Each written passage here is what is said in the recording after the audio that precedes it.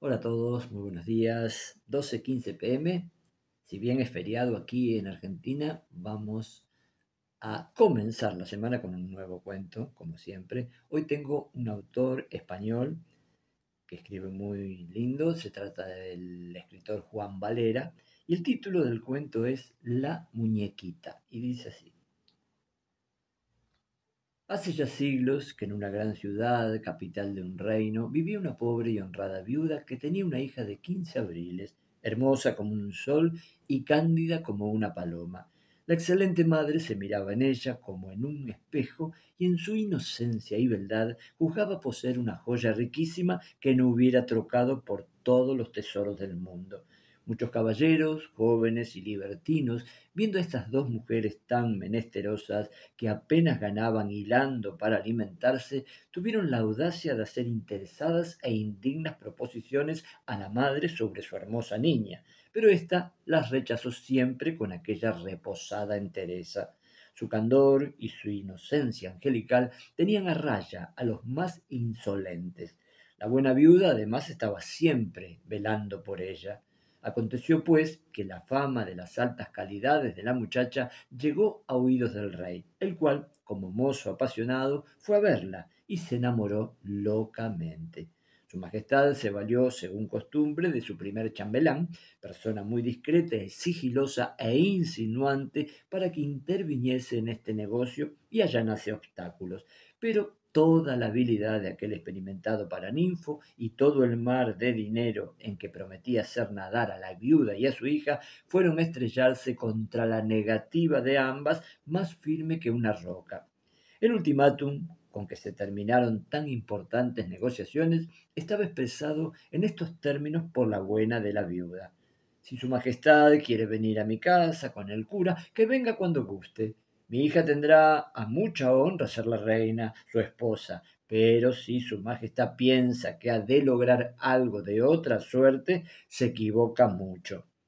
En una época de severas virtudes, de sentimientos democráticos, aquella contestación hubiera sido aplaudida, mas entonces había tal corrupción en las costumbres y era tal el espíritu aristocrático y de subordinación a las altas jerarquías sociales que el rey, los cortesanos, las damas y pueblo todo, para no indignarse de los humos de la viuda y de su hija, terminaron riéndose, declarando tontilocas, llamándolas las cogotudas hambrientas, reinas andrajosas y otros dictados y títulos de escarnio.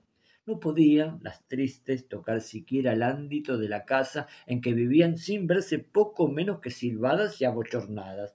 Cuando iban a misa, los domingos, decían las comadres al verlas pasar.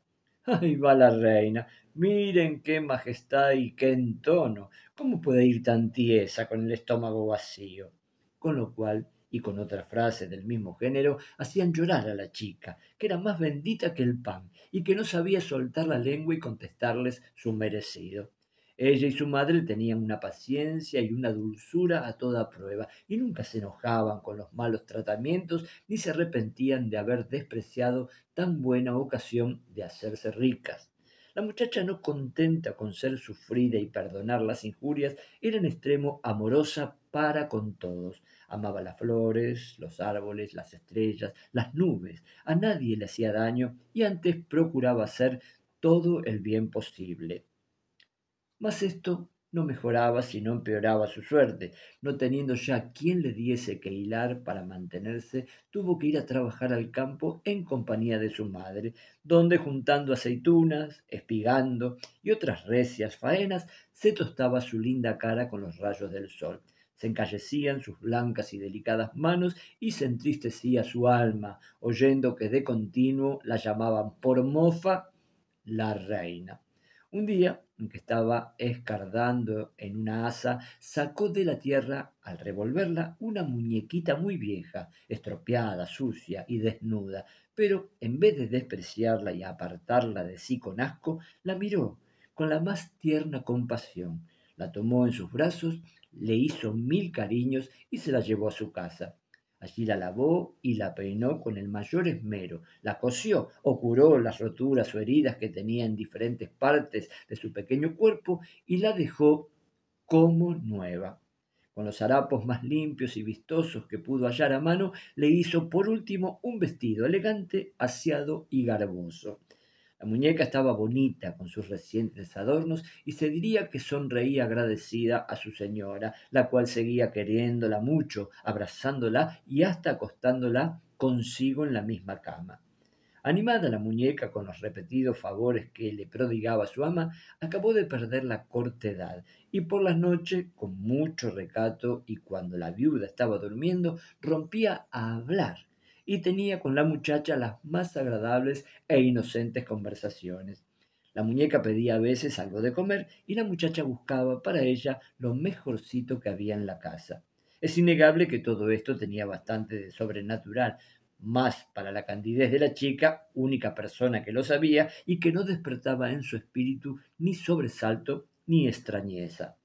Por dicha, la viuda, su madre, que sabía mucho más de las cosas del mundo, se quedó desvelada una noche, oyendo con asombro y admiración que la muñeca hablaba, y conjeturando que debía ser obra del diablo, determinó prenderla a fuego en cuando amaneciese.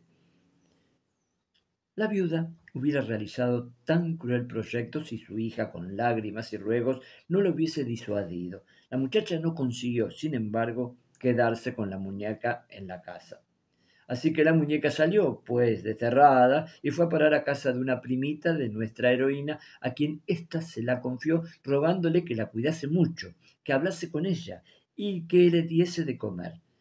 La primita prometió hacerlo, mas no por eso dejó de estar a la mira su verdadera dueña, que iba de vez en cuando a visitar a la muñeca en la nueva casa, cuando tuvo lugar un suceso, si no del todo inesperado, un poco extraordinario.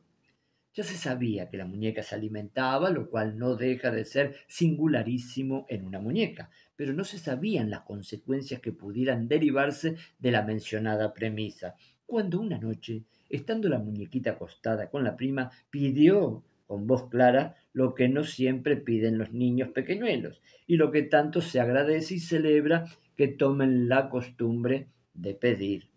Hizo en efecto lo que pedía, y ésta se quedó pasmada cuando advirtió que era oro purísimo en granos lo que la muñeca acababa de hacer.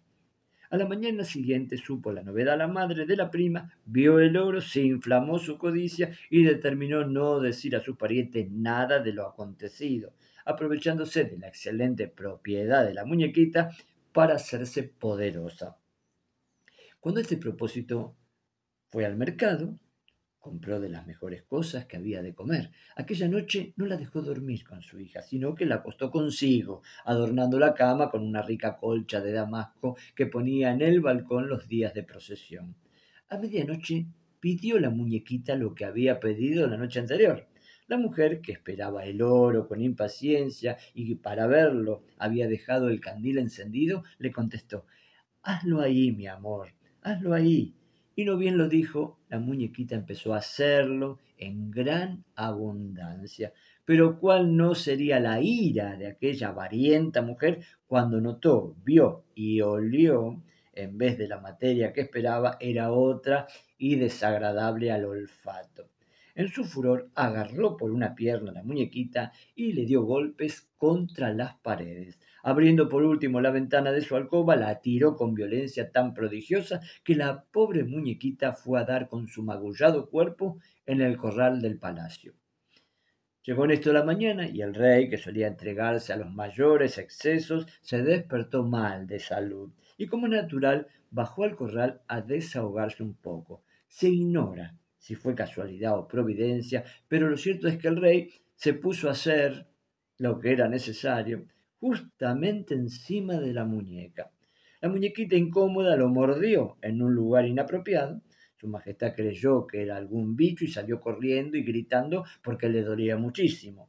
Vinieron todos los cirujanos de cámara y no pudieron conseguir que la muñequita soltase su presa. El rey ponía el grito en el cielo y a cada momento se sentía peor. Todos empezaron a temer por la vida del rey. Entonces no hubo más remedio que publicar un aviso en el cual se decía que se darían los premios más exorbitantes al hombre que curase al rey y que éste, arrepentido ya de su mala vida, quería casarse. Si Dios lo curaba bien de aquella enfermedad y prometía su mano de esposo a cualquier mujer que pudiera libertarlo de aquella odiosa muñequita que no le dejaba tomar asiento en el trono y que le tenía postrado en la cama echando espumarajos por la boca como hombre entregado a todos los diablos.